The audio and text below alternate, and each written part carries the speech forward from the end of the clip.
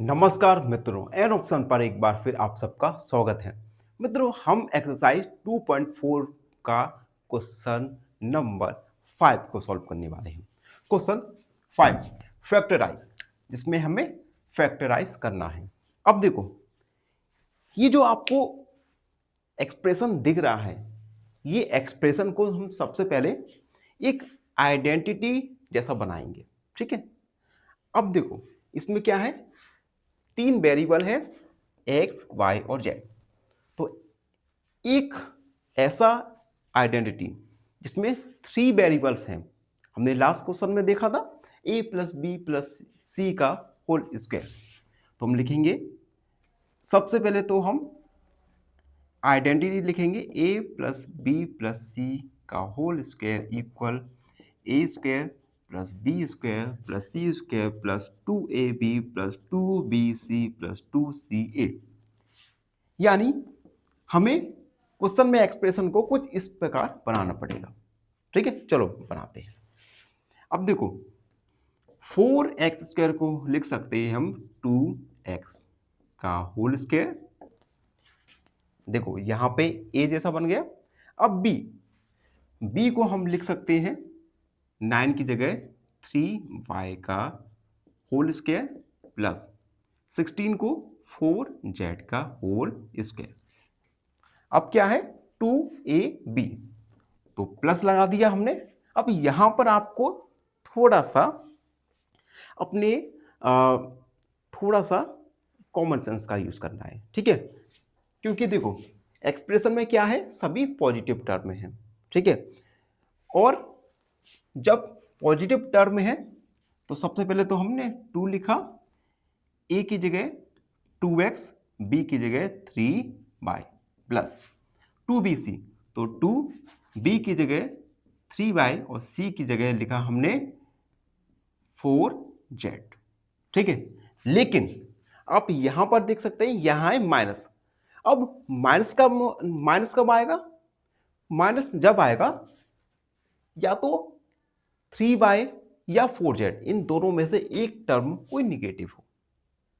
ठीक है, तो निगेटिव टर्म हो सकता है, यहां हमने मान लिया 4z प्लस 2 माइनस 4z और इंटू ए क्या है 2x।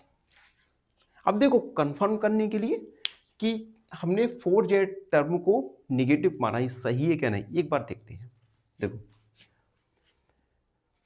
2 का मल्टीप्लाई 3 के साथ करेंगे तो 6 का माइनस 4 के साथ तो 24। ठीक है, अगेन 2 का मल्टीप्लाई माइनस 4 के साथ 8 और 2 के साथ करेंगे तो आ जाएगा हमारा 16। इट मीन्स जो z वाला टर्म है ये निगेटिव होगा। ठीक है, अब ये पूरा हमारा आइडेंटिटी जैसा बन गया, तो हम लिखेंगे यूजिंग, यानी इस पूरे एक्सप्रेशन के लिए हम लिख सकते हैं, पहले तो a हमारा 2x, b हमारा 3y और c हमारा माइनस का 4z। तो हम इसे लिख सकते हैं a 2x plus b 3y minus 4z का होल स्क्वायर। ठीक है, तो इन क्वेश्चंस को थोड़ा कॉमन सेंस यूज करके सॉल्व करना होता है, क्योंकि हमें निगेटिव टर्म को पहचानना होता है। तो एक्स वाई जेड या ए बी सी में से कौन सा टर्म निगेटिव माना जाए। अगला और देख लो, अगला है माइनस,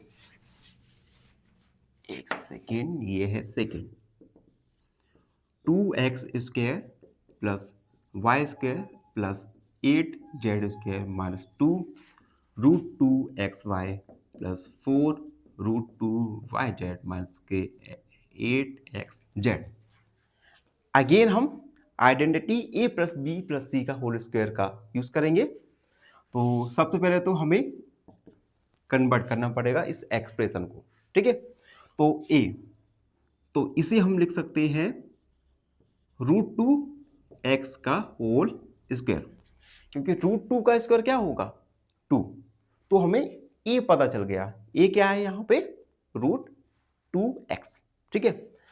और बी y का स्क्वायर, और अब 8 कैसे आ सकता है, अगर 2 रूट 2 जेड का स्क्वायर हो तो 2 का स्क्वायर 4 और रूट 2 का स्क्वायर 2, तो 4 का मल्टीप्लाई 2 के साथ करेंगे तो आएगा 8।